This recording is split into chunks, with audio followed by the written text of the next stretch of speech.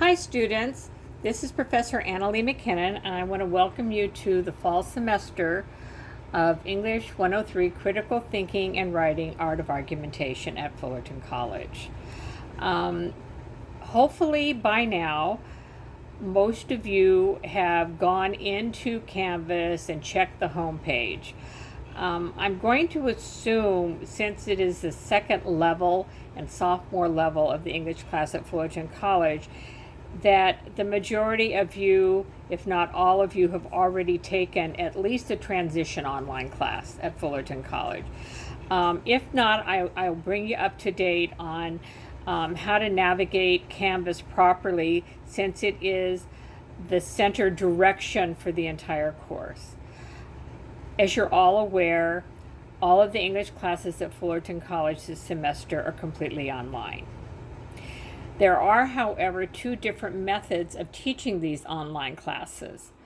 The first method is what we call a synchronous method, which means that you need to log in on Zoom conferencing twice a week for a complete 2 to 2.5 hour period and participate on Zoom conferencing plus the assignments that are given. The second method is what we call an asynchronous method, and that's the method that I am teaching for this class. It allows for a lot more flexibility for you, the student. This is the major difference. In an asynchronous class like this one is, you do not have to check in on Zoom conferencing for the entire class at real time. Instead, I will post lessons, videos, assignments, discussion threads that you participate in, chat that you participate in Canvas twice a week. For this particular course, I will be making those assignments on Tuesdays and Thursdays. Now, the flexibility that I talked about for this asynchronous class means that I will open up the assignments at 7 in the morning on the Tuesday or the Thursday, and you have until 11 p.m., 48 hours plus later, to complete the assignment. And that includes the discussion threads. Okay? As we discuss the discussion threads in Canvas, there is a section in Canvas called Discussions. Every single class throughout the entire semester will have a discussion thread and response. This is the equivalent to attendance in this class. Each one is assessed 10 points that you earn, and I literally take attendance through your participation in these discussion threads. There's no right or wrong answer, but you must respond to the topic of the discussion, and you must respond to 2 other students in order to get credit for the discussion. And how I equate it to attendance is, for example, in a real class, if you were in the classroom, if you missed 5 classes in the semester, you would be dropped from the course. The same goes through with the discussion threads. This is how I'm able to monitor your participation. If you miss 5 discussions, then you're dropped from the course. Because it's the easiest assignment for me to give, and also it helps me understand that you are maintaining what is required according to Title V in the California Department of Education distant learning parameters as far as student-to-student interaction and student-to-teacher interaction. Now, getting to the second part of interaction, the student-to-teacher interaction, there is a chat section in Canvas. On the chat session, I hold 2 chat question and answer sessions twice a week. You're only required to log in for one of them for only 15 minutes.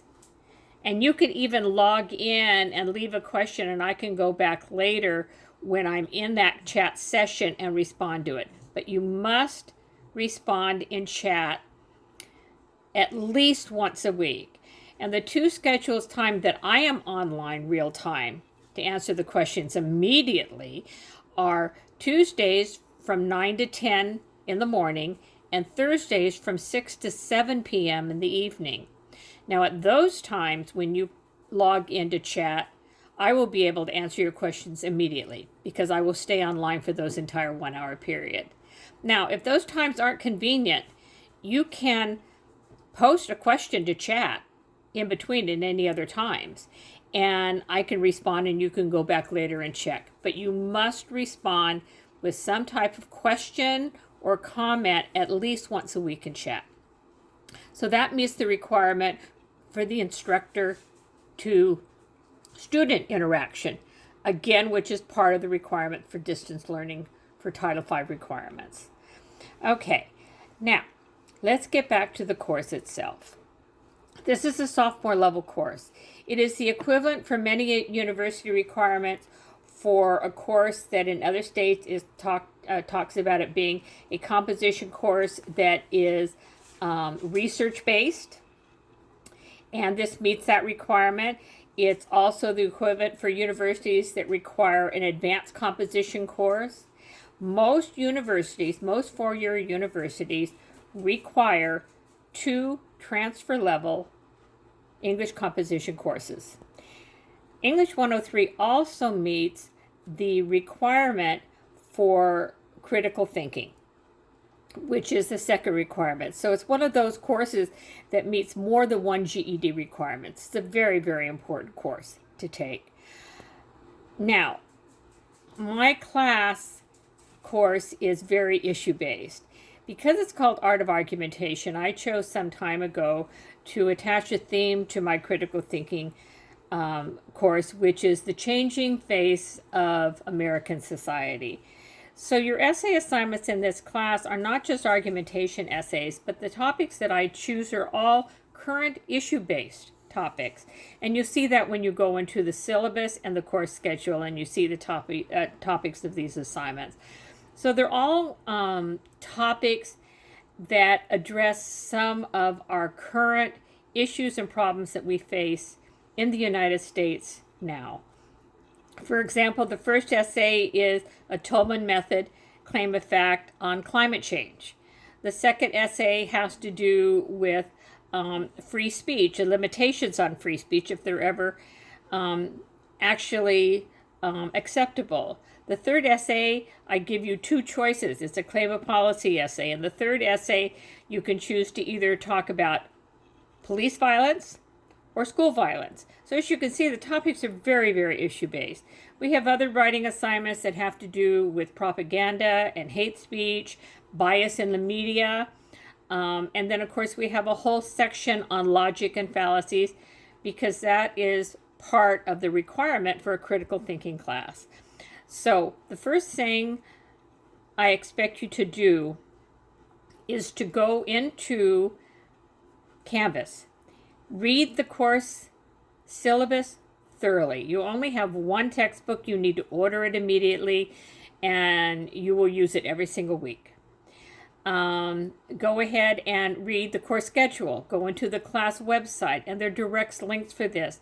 And I will be posting a second video right after this one in which I actually navigate Canvas for you and show you the different parts of Canvas where you will either submit assignments, how you see the weeks are divided up, and the assignments are divided up. Now, because we have Turnitin.com at Fullerton College, on the essay assignments, you must submit them via file upload in the assignment in Canvas, but you also must submit them through Turnitin.com, and that's a requirement for the department. You also will be submitting your first draft of your essay assignments in Turnitin.com as well, because peer reviews will be generated through Turnitin.com.